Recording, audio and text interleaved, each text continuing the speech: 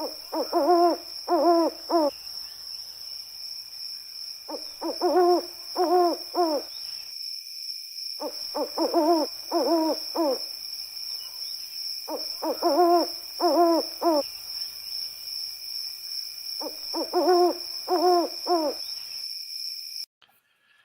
so much for joining us right here at the Lakers Fast Break Podcast. It's Gerald Glassford coming right back at you here for late night with the Lakers Fast Break. We truly appreciate everyone out there listening to all of our great shows. And if you can, please give us that 5-star review wherever you get your podcasts. Plus, if you could like, share, subscribe, and subscribe below if you're on YouTube so you can get the latest notifications on when we go live on the air or on Twitch, Facebook. Go ahead and just make sure you follow us so you can get the latest notifications on when we go live on the air with the latest Lakers Fast Break programs, such as, of course, Late Night with the Lakers Fast Break, Lakers History 101, Do You Know Your Lakers Trivia, Magic Man in the Morning, NBA Observations, Lakers Snack Pack, and, of course, our world-famous post game. So go ahead and check it out today, wherever you get your podcasts. Plus, if you could like, share, subscribe, follow, or do anything that you can to support our good friends at LakersBall.com, go ahead and check out Ox1947 today as he tells you how it's going with the Lakers and Lakers fans out there at LakersBall.com. Plus, support his great company, Simblades. Simblades with a Y.com if you're in the SoCal area and you need your lawn transformed into something much more beautiful than it is today. Support Joe today at Simblades. Simblades with a Y.com. Our good friend Stone Hansen. Go ahead and check him out at Upside Swings NBA Draft Podcast. You know he's got more great NBA Draft podcasts are on the way for you, all you NBA Draft aficionados and Laker fans on who might be available at number 17 and 47 there for you at the Upside Swings NBA Draft Podcast. You know, Laker Tom, the number one Lakers blogger, he's at Lakerholics.com. Him and Jamie Sweet, they're always hanging out there right there at Lakerholics.com. Our good friend Sean Grice, the madman from Toronto, I think he's asleep. So we'll go ahead and let him rest peacefully to be ready to rise and shine with Magic Man in the Morning. And you can catch his awesome morning show each and every Friday morning. We're here at the Lakers Fast Break channel. And of course, if you could support all of that, including John McCalion on YouTube, whenever he stops by, go ahead and support his channel and show him some love as well. It is sincerely appreciated. Well, the NBA action for this evening is about over. There's still one game going on, and we'll go ahead and talk about that game last. But here today to talk about today's games, including some very nasty, violent things that went on today in Brooklyn. And no, we're not talking about the crime in Brooklyn. We're talking about the actual game. Good man indeed. You got to go ahead and check out what he's doing today at Simblades and LakersBall.com. It is Joe Soro. And Joe, great to have you here, my friend.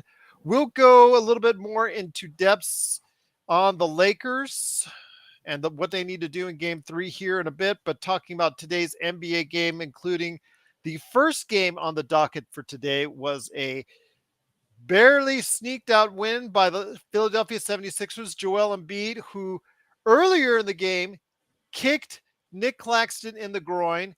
Nick Claxton got kicked out for taunting Joel Embiid after another dunk. And on top of all that, at the end, because he was allowed to stay in the game, which I don't think he was, I think he really should have been kicked out. If you're going to kick out Draymond, you should have kicked out Joel Embiid. He did make the game-saving block to go ahead and secure the victory for the Sixers. Also, a low blow with an elbow from James Harden got him kicked out. Man, it's getting nasty over there in Brooklyn, but Philadelphia has taken a commanding 3-0 lead. Well, they're not repeat offenders. That's probably why they're not likely to be suspended. And James Harden kicked out Embiid though for that was an intentional. Well, he's standing over him. So if you're gonna, it's those. We understand there's a rule, but there's sometimes an exception, and it looks like one of the refs smartened up and let that be the exception. If you're gonna have the balls to stand over somebody, be prepared to deal with your balls. I hope you're wearing a cup is all I say. And that's not a smart. It's just not a smart. It's not a smart move, and especially when you have someone that's down there that's 7 feet tall, about 300 pounds. Yeah. you're probably wondering if that's true, right? Is Embiid 300 pounds? Let me tell you something, folks. 95% of the people in sports are so off their weight and height, you would laugh. So yeah, don't stand over a guy that's 7 feet, 300 pounds. That's just not smart, just intelligence wise. But Sixers still came away with the win. Looks like they're going to probably sweep Brooklyn here and go on to the next round. And Laker fans need to be very supportive of the 76ers because I believe the 76ers might be the only team that can take out the Celtics at the moment. Milwaukee is still somewhat strong, but the last meeting that Milwaukee had against Boston, I know it's a regular season game, wasn't too good. So I'm looking at Joel Embiid and James Harden using that motivation. Joel Embiid's likely going to win MVP. James Harden's trying to get that first title. You have some good young talent on that team, as well as Doc Rivers isn't getting in the way of things. So we need to cheer for Philly to take Boston out in the second round. Otherwise, we're going to be very, very stressed on Boston getting further and further to the finals because it's looking like the East is winning the title this year, which I haven't said that in years. Even during the Miami dominance between 2011 and 2014, I did not really go into those finals. Even the Oklahoma City one where they won in 5, the San Antonio one where they almost lost due to with Ray Allen saving the game in Game 5, or I'm sorry, Game 6. I mean, come on, it's this is hilarious. It's like, how long has it been since 1998?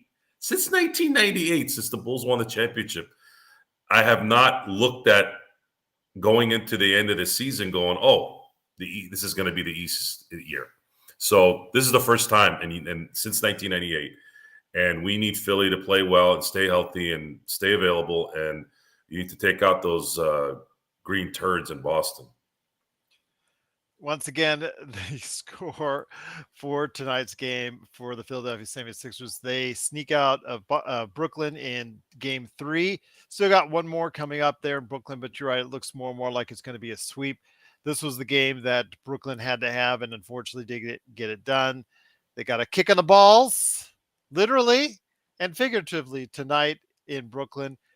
One of the other games as well was the Kings and Warriors. And I had said before Game 3, heading back to Golden State, even without Draymond Green, I had no doubt that Golden State's going to take this game.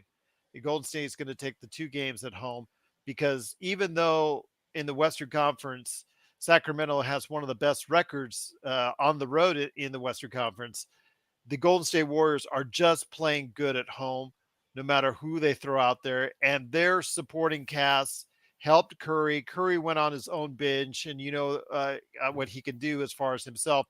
But the guys, the supporting characters, the Moody's, the Kumingas, the DiVincenzos, they showed up at home like they often do and helped propel that team to an easy 114-97 victory.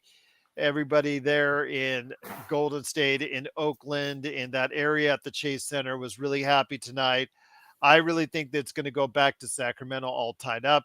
The key is, can Golden State, in my opinion, before the end of that series, get one in Sacramento? I think that's the only thing in question right now because I think everybody's going to win at home until you get to Game 7 in Sacramento. My question is, can Golden State win on the road? They could. They have championship moxie. I'm sure they can muster up a good road game to win it. But they're looking like they're reeling a little bit every now and then, no matter what. And you can't really do that in the playoffs.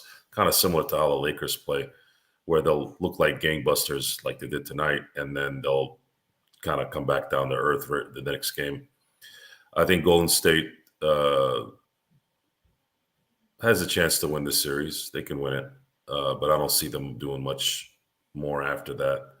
Well, that's what's imperative for the Lakers to actually win last night and to get an early lead and to put this series behind them as fast as they could, was because if Golden State and Sacramento beat each other up in 7-game series, that would theoretically make it a little bit easier for the Lakers if they met in the second round. Well, the Lakers don't have a mental focus that's impenetrable. It's very, very fluid. And Stone Hansen had probably one of the best analysis that for the year, in that we just don't have the right leadership, guys. We don't have enough. I've said a few times on here where if the coach has to motivate you to be great or to play your game, then you should probably be fired. But the coach's job is still to prepare you and get you in a position to maximize your talent. We don't have that. We don't have leadership that maximizes the talent around them. We have individuals, players that play well, that have their A game every now and then. Guys like Austin Reeves and AD, obviously, and LeBron. But it's not it's a very fragmented team. It's just not. It feels like it's not. There's no flow day in and day out, game in and game out. There's no flow. That could be due to the fact that they've only been playing for a short amount of time, sure, but we were seeing the evidence of this even before. I just don't know if we're gonna see what we need to see here, and I don't think you're gonna see it in Golden State either. There's something broken there as well, and it's been there for a while. And this is what happens with a lot of these quote unquote dynasties. At some point, people get sick and tired of listening to the same story, same message. I mean, I can't blame anyone for getting tired of listening to Steve Kerr. Steve Kerr is probably one of the more irritating people when it comes to certain dialogue. So I can kind of get it. After a while, if you're listening to it day in and day out, it does get tiring. And I'm not just trying to pick on Steve Kerr. He's just one of those guys that I can just tell from afar. Phil Jackson wore out his welcome. Pat Riley wore out his welcome. George Karl wore out his welcome. God knows how many times. The only one that's worn out his welcome probably more than George Karl is Larry Brown. So you have all these great coaches, and you can say they're great. George Karl's a great coach. Larry Brown's a great coach. Phil Jackson, obviously. Pat Riley. Steve Kerr's put his niche in there as well. Even those guys, as great as they are, the message starts to kind of drown out, and you're tired of hearing them. And then, of course, you have somebody, a jackass like Draymond Green, who's always been a jackass, who, if anybody needed a kick in the nuts tonight from Embiid, it was that guy. I'm just surprised no one smacked that guy in the face. I mean, like Odor to, I'm sorry, I forgot his name, out of Toronto when he punched him in the baseball game. Anybody who remembers that, put it on the chat. Some of these guys need to get smacked, and Draymond's one of them. But with that, Curry's going to do his thing. He played well tonight, but I don't see those guys making it to the end. I don't know who's going to make it to the end in the West in general, but I think we're getting what we've been getting all year with those two teams. Well, when it comes to what we're seeing, though, with the final game tonight on the docket, before we get into more Lakers talk, once again, it's the Lakers Fast Break. It is our observations late night here at the Lakers Fast Break. I do want to tell you that the last game on the docket was the Suns pulling out a victory on the road at the Clippers. Clippers I don't know if they got full warning or if they knew really ahead of time that Kawhi Leonard would be sitting out the game with a knee sprain that he apparently suffered in game 2. Your thoughts on this? Because remember, he has a medical staff of his own that he refers to, and then they consult with the Clippers staff, and that's how they usually get their information. So I don't know if it came to a shock to them behind the scenes, but still, I think that right there and then, the Phoenix Suns did tonight what the Lakers should have done on Wednesday. Kawhi Leonard was coming off a championship, his second championship with his second team. So you can see the logic in mortgaging the future for right now to try and win a championship with Kawhi and whomever he wanted to come with him. However, hindsight, It was a very, very bad deal. Very, very bad deal from an organization that was trying, I'll give them that, but still fails because it's in their DNA. Clippers are a failure in the NBA. They are an unmitigated failure. Even when they're playing well, they're still failures. So I want Laker fans to understand, as well as the the 4 Clipper fans that are out there. I don't know who they are, but this is the result. This is the result of a losing team. And if you ever feel bad being a Laker fan because you're not seeing what you want to see, always remember that it could be worse. You could have been a Clipper fan, especially those who are living in LA. The Clippers are the Clippers had this year really to try to figure out a way to get to the finals. And there was no better time than this year because the West is as mediocre as it's ever been. This was your shot.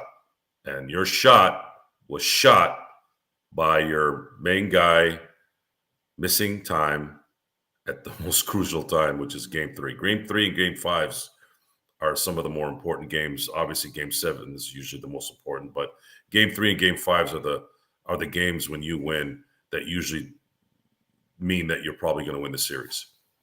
So, not to kick them while they're down, but again, that's what I'm going to do. They would do it to us. Yeah, you can enjoy your choke job in 2020, up 3-1.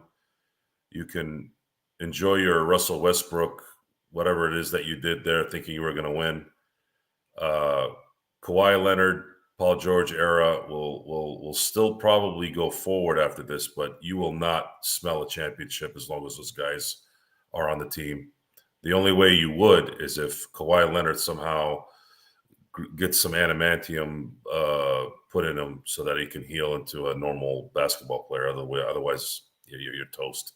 So I'm looking forward to seeing Phoenix get past LA.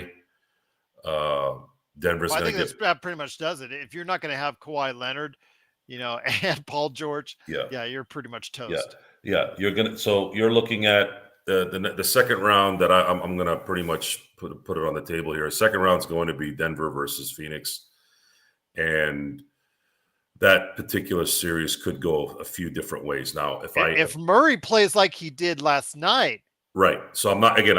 Phoenix still has Chris Paul, and they still have Devin Booker. Devin Booker is a mental midget at the worst times during games.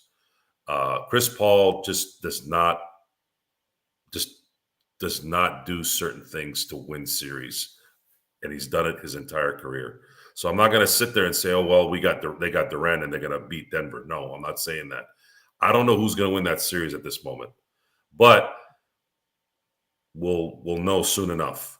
And then whatever happens with the Lakers series and the Golden State series, I'm sure the NBA is begging to see Golden State win and the Lakers because I think that's a little bit of a gift for the NBA in the second round if they can well, make the that ratings work. have been really strong so Yeah. far in the playoffs, and all the controversy and kicking and stomping have only added to that because that just gets people's interest even higher. Yes, and I think the Brooks situation is good for the NBA. I think the fact that Embiid didn't get ejected that's a good thing.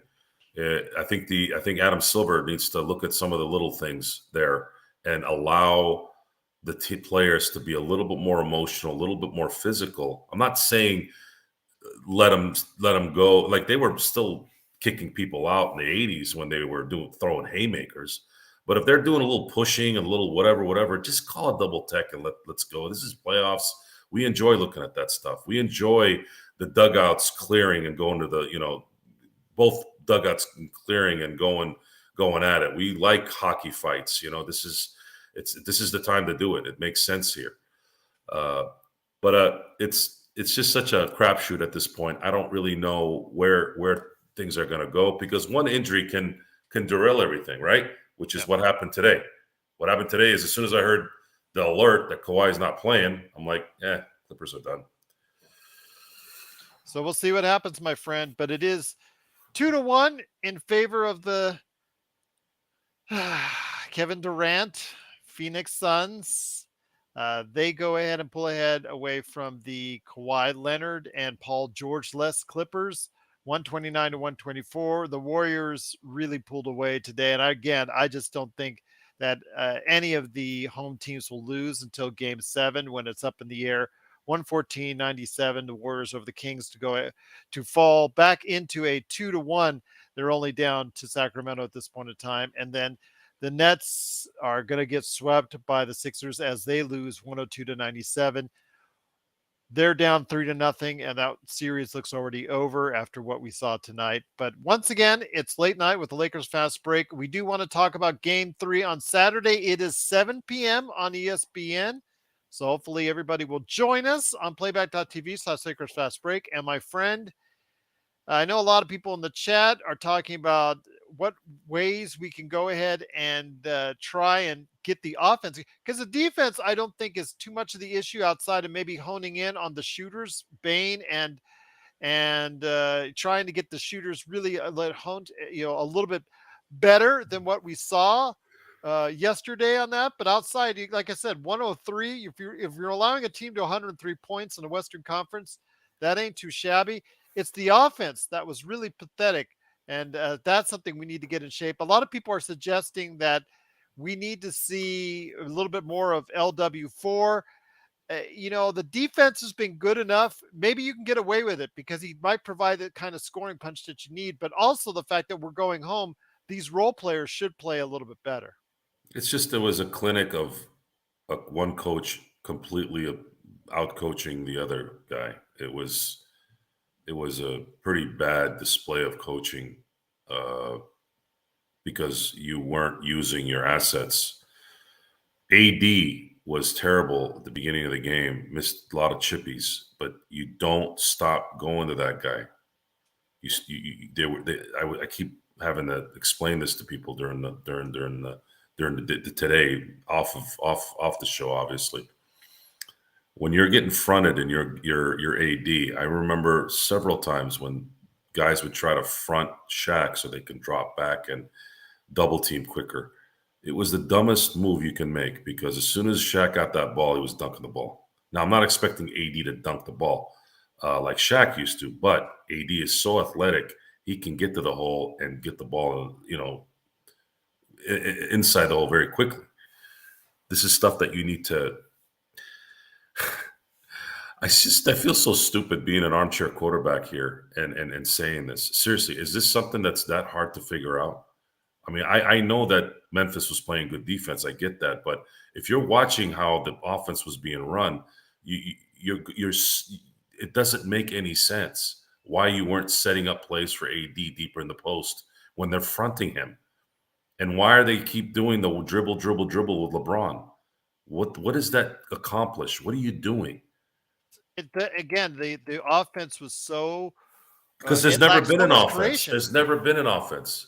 There's never been a system. We've talked about this all year. There's no identity to this team, really. There's never been an identity, and they don't have enough gas. They don't have enough of the correct octane being put in them to do what they need to do game in and game out. And But I'm just saying they got to man up somebody on Kennard, Luke Kennard, and Desmond Bain. Luke Kennard, if Luke Kennard Kennard wasn't keeps the going, issue, though. but Kennard, but they're spot up they shooters, man. the Those are just Memphis was getting layups at will all game long because they were running sets, and every time the guy that would end up getting the layup was a step ahead of everybody. That's coaching, folks. If you go back and look at the film, you can see the difference between good coaching and bad coaching is when you have an inferior team in terms of talent being a step ahead of you. That's how you outcoach somebody. There's no reason why the a non-Ja Morant and a one-legged Triple J should have been able to do that to you. I well, don't the care if points you're in in the paint. Memphis. Well, the free throws were tied, which again does not favor the Lakers because their style should, all season long they should They out were free throw. terrible at the line. They kept missing Yeah, one. they're both 16 for 21, so that was a wash there. But again, that's supposed to be the Lakers' advantage. Points in the paint, they were tied at 50. the real through mark was, even though the Memphis Grizzlies only shot 30% from the 3-point line, but the Lakers shot worse and made 4 less 3-pointers. So that, I think, was the difference right there in the game. But still, Kennard going 3 for 4 from behind the arc. I mean, he is a 50% shooter. No, he was not the huge difference in the game, but those shots matter, my friend.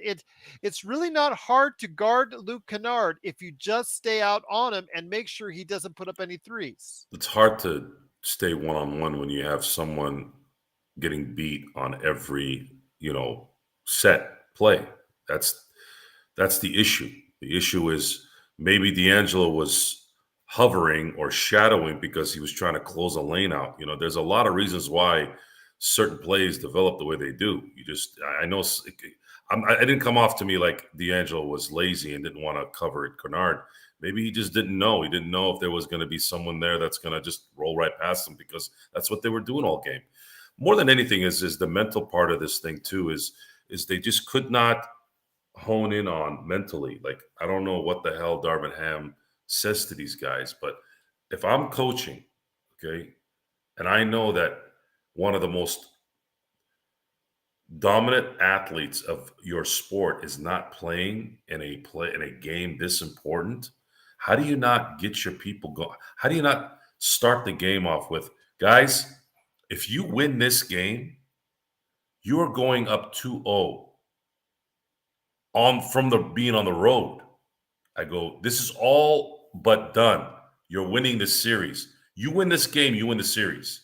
I'm not saying you're going to sweep them. Maybe they steal one in LA, right? But you're definitely going to win one in LA. So that means you're going to come back to Memphis up 3-1. And I don't believe they're going to lose 3 in a row. I don't care how good Memphis plays, even with Ja Morant. You're not losing 3 in a row. So let's go get this win. They're hobbled. Their second best player got hobbled at the beginning of the game. Why couldn't they mentally focus on that? Why couldn't your coach focus on that? Who knows? It's a bad loss, but make up for it by winning game 3 and 4. You win those 2 games, no one is talking about game 2 anymore, no matter how dumb it was. That's the bottom line. But if you lose a game at home against a Ja Morant debilitation on the hand, which that's not going to go away this whole series, then you're just not going to be good enough. And right now, all the signs point to they're just always a little bit off. Even when they're playing well, they're still always a little bit off. Well, I think that, again, if they stretch this out to 6 and 7, they're going to be regretting so much not giving a better effort on Wednesday if this stretches out to 6 or 7. And that's the other part too, guys. We have to, if we're gonna. I'm sorry, Schroeder and D'Angelo. You cannot repeat. If those guys don't score just 10 more points between them, the Lakers win this game. How do you just absolutely tank? How do you tank in this game so bad? 5 points between the 2 point guards? 5? I mean, that's just unacceptable. Absolutely unacceptable. You cannot do that. And the only benefit that is for the Lakers is that they don't have to pay out those guys as much money at the end of the year. But we're here to win a championship, so we can't really think about that. Yep. And that's something, Alice, I think you're exactly right, is that when they go back to the crypt, we should see a rise in the play of the role players for the Lakers, and we shouldn't see the Xavier Tillmans of the world repeat those same kind of performances. But then again, they said the same thing about Rui Hashimura, my friend, and look at him. He played so admirably in game 2. He was one of the few bright lights that we had all game long.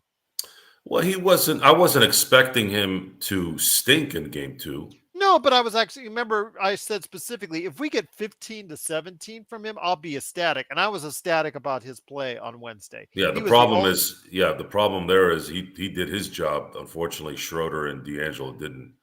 Yeah. AD is going to get most of the heat because he's LeBron taking so many outside shots. Again, he'd been falling in love with his 3 again, and he's been shooting it okay up until this point. But he kept on trying to shoot it and shoot it and shoot it. Yeah, And LeBron is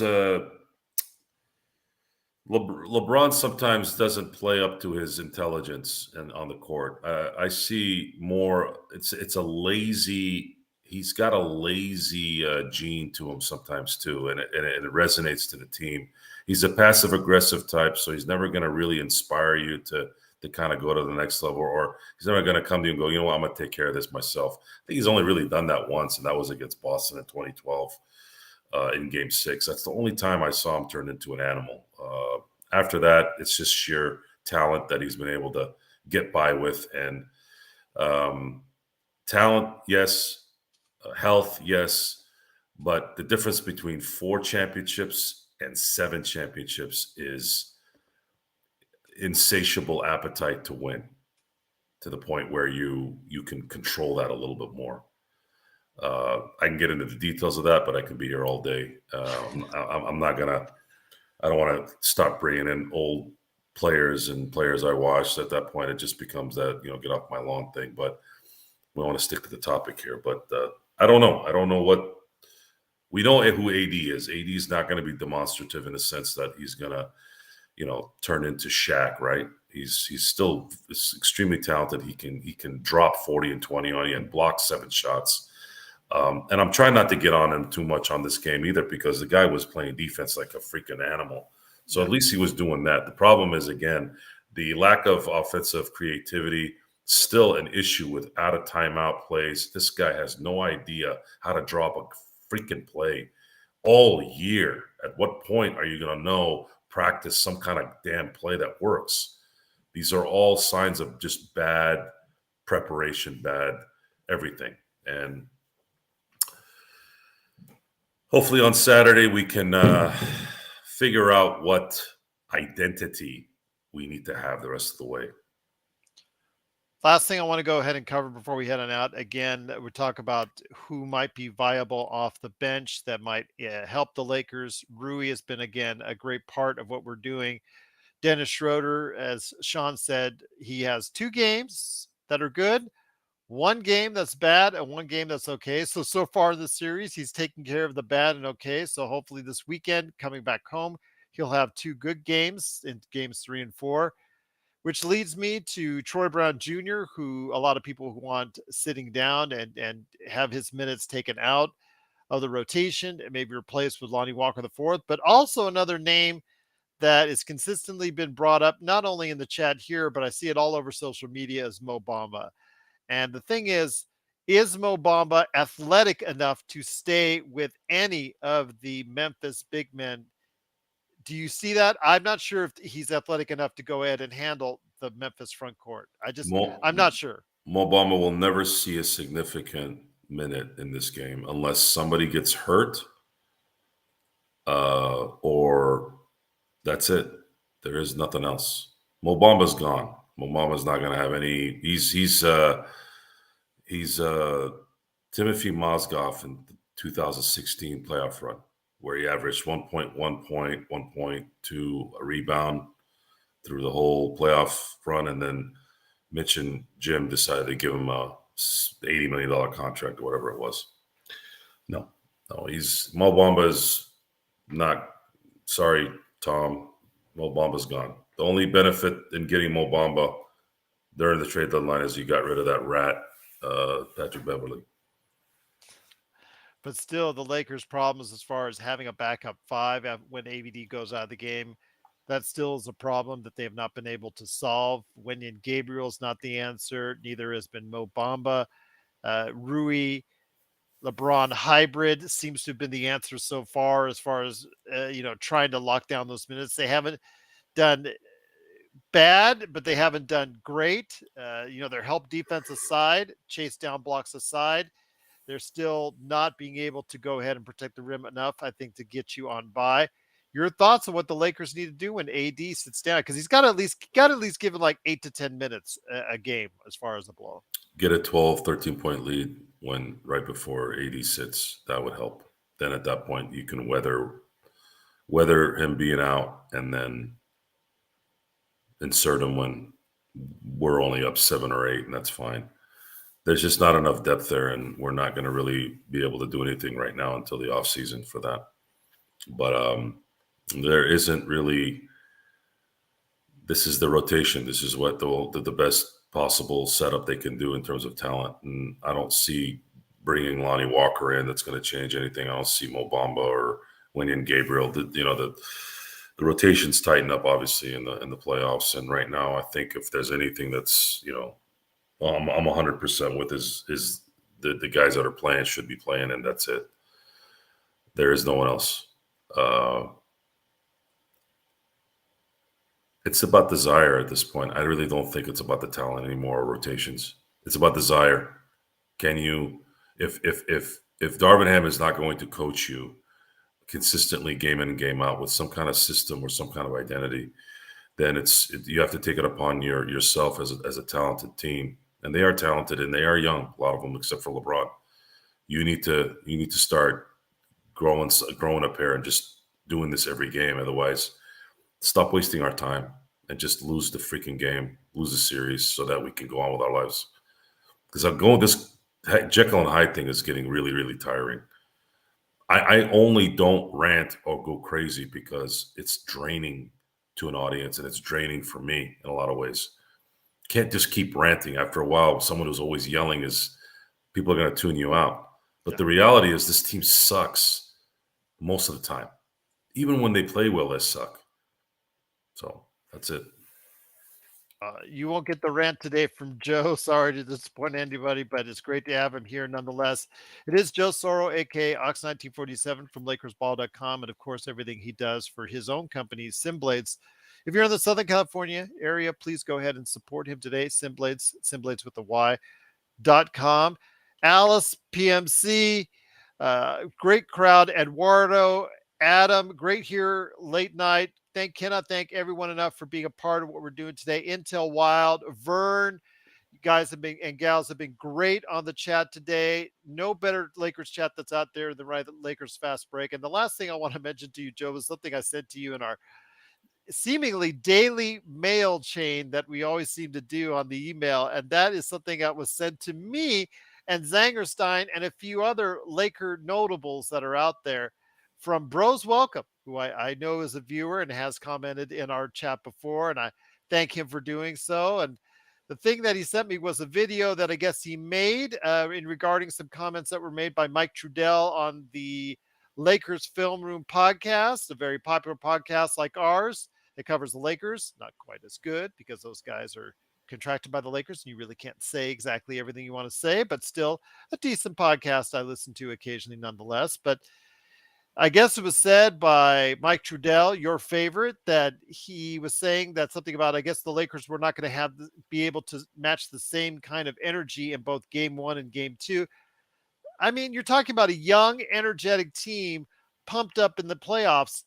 That is a possibility, but still, that doesn't mean why you couldn't get out of the Memphis area after what we experienced with 2 games in the victory column for the Lakers. So the comment that was made on it and the way it was titled to me as it was sent to me was the words that the Lakers lost on purpose, which had me roaring with laughter this morning that LeBron at almost 39 years old wanted to definitely lose this game. And then I got comments right below mine, which actually was just nothing but LOL SMH right below it, suggesting that that's what he's done over the course of his career in Cleveland. Your thoughts on this, my friend? Did the Lakers lose game 2 on purpose? No. you that's like alien talk. I mean, we talk about conspiracy theories, my friend. That are just wild. Provide some evidence if you're so sure. It's different than, let's say, religion. Okay. There's a faith thing based on religion, so there's an understanding there when you don't see something, right? Mm-hmm. But when you're talking about aliens and stupid comments like these guys lost this game on purpose or LeBron's been doing this since Cleveland, you're going to need to provide me some kind of logical evidence on why you would even think that. Mike Trudell. Some would call it judging. Some would call it, But see, he didn't phrase it like the loss of purpose. No, You but were did. I look. I'm not a big fan of. I've been around the block enough to know how the masters operate. The masters have their mouthpieces, and when you don't obey the master, this is the kind of stuff you produce. You produce Mike Trudell kissing rear ends of the Lakers and making up stuff But or enabling it. I could see his understanding that, it'll be tough to match the energy for games 1 and 2 in Memphis at home against a young, energetic team in front of their own home crowd. No, I'm That's sorry. No, I don't. that's hard to Look, do to match you energy in you 2 did games. not have John Morant in this game. I don't give a crap how big that crowd is. You did not play against John Morant, who is a problem. Okay, You he shouldn't is have a to match problem. energy. You should be able to beat them You on should have talent. destroyed the Memphis Grizzlies. You should have come out and punched them in the mouth Yes. because they were down a huge weapon, and you looked worse than when he was playing. That's the problem. And did It's not about anybody? matching energy. Well, hold You on. It's had not about 2 days. You had 2 full freaking days to prepare for this. Yeah. Get your health right. Prepare. You knew deep down that guy wasn't playing. I knew he wasn't playing. And even if he had, he wouldn't play with one hand. But it's not about matching energy in that game too. It's about This is who the had more playoffs, talent. G. This is the Who had playoffs. more talent? There is no Who had such more thing as talent? there's no such thing as matching energy. This is the freaking playoffs. Every game is energy. Every game matters. Every single The game Lakers should have played matters. with energy, and no matter They how much should have energy won this game. They they didn't had more because talent, they have and they would have won exactly. that game. They don't win these games sometimes because they think they're the 1 seed playing like the Lakers of '01. That's how they think. That's really ultimately what it is. And you have very bad leadership in terms of the coaches. So going back to the subject at hand, I'm not a big Trudell fan because he just comes off as someone who's the ass kisser of an organization. I'm not a big fan of people who do that because a lot of times those guys will mask issues when they matter. I'm not saying Trudell does that. I'm not saying there's anything weird going on in LA. I'm not saying that. But there have been evidence. There has been evidence of some things that have gone on that have provided people an understanding of who these guys are when it matters. There was no I'm excuses. always I'm always interested in knowing who you really are. The Lakers went in there in game 2 and had a full squad. Memphis were 3 players short, including their best overall. Well, I don't say maybe not best overall player, but their best and most dynamic player in John Morant. Some would say Triple J is their best overall player, and I'll take that argument on another day. But yes, their best, most dynamic player was out. Their top rebounder and front court player off the bench was out. And then again, their top screener, top offensive rebounder, and one of their top defenders in Steven Adams was out.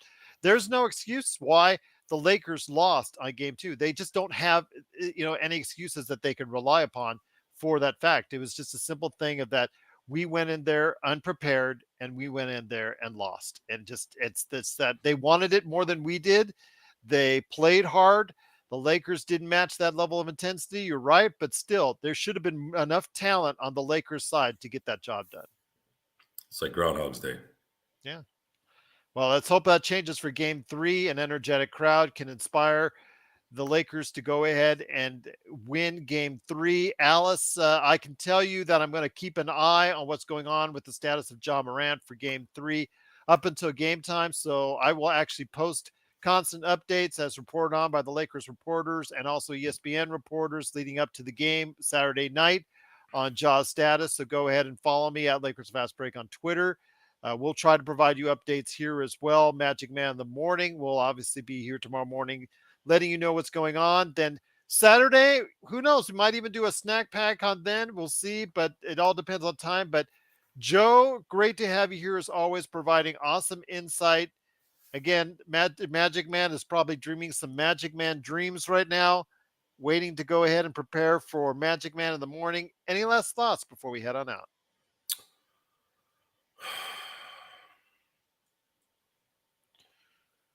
No, I'm done thinking about it.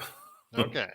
Adam Laker Tom, they're on the same wavelength with Mo Bamba. I just can't All right, say all enough right. I how have one more thing to say, I mean guys. Stop. the Just theory stop. of Mo Bamba is better than the Enough. Mo Bamba Enough practices. of enough of the Mo Bamba thing. Go talk to Orlando Magic fans. Go to their forums. Yes. Go to their I agree. forums. Don't listen to me then. Don't just stop. Stop Ask with them this why Mo Bamba because stuff. yeah. Ask It's them why that Mo Bamba's no longer on their the team. only excitement I had when Mo Bamba got traded here was the fact that they had a big body that they could play as a backup center, which is fine. But he he got rid of Patrick Beverly. That's all I cared about in that trade. I don't want I don't want to talk about this. This is irrelevant. It's wishful thinking. Talking about, oh, if we had put Lonnie Walker in because he can score, maybe things would have changed. Okay, well, what about the defense? The defense was the issue, really. We couldn't stop a nosebleed in game two either. That was really the main problem. They could not stop a inferior team from running circles around them and getting wide open layups all game. What's Lonnie Walker going to do then? No. This team is consistently mentally fragile. They get strong, they get weak. They're in the middle, they're weak. They're back to strong again. They are just a mess of a team with a lot of talent. And I say a lot of talent because they do have a lot of talent. They have a lot of skilled players, but they just can't put together I don't know, a intelligent rhythm in any way, game in and game out. Plus, Adam, I will say with Mo Bamba, and this goes to Laker Tom as well. If they put Mo Bamba in the game, all they have to do is go 5 out, and they could just play him off the floor. It's just that simple. We saw it with Gobert in the playoffs.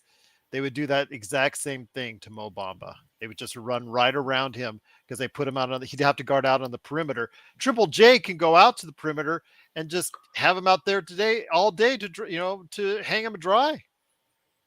Yeah, I don't.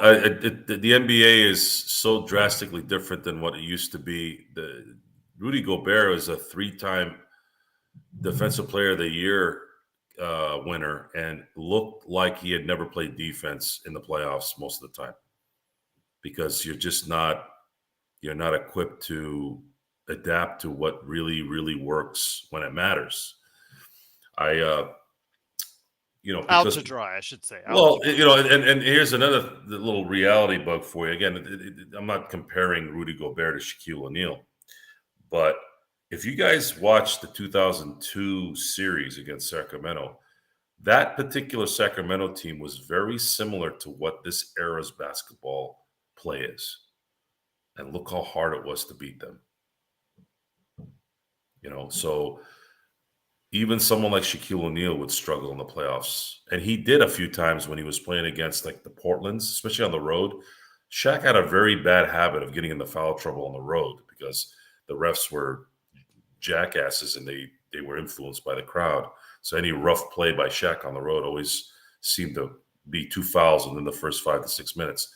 So if you look at the statistics during that era, for the Schleprocks who said that Shaq carried Kobe in those years, look at the road stats versus the home stats between the two.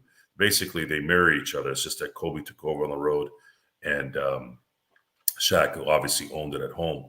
And I want you also to factor in that when Shaq did foul out, who saved the day? I'm digressing here, but the point is, big men that are valuable at the rim in today's NBA in the playoffs are useless.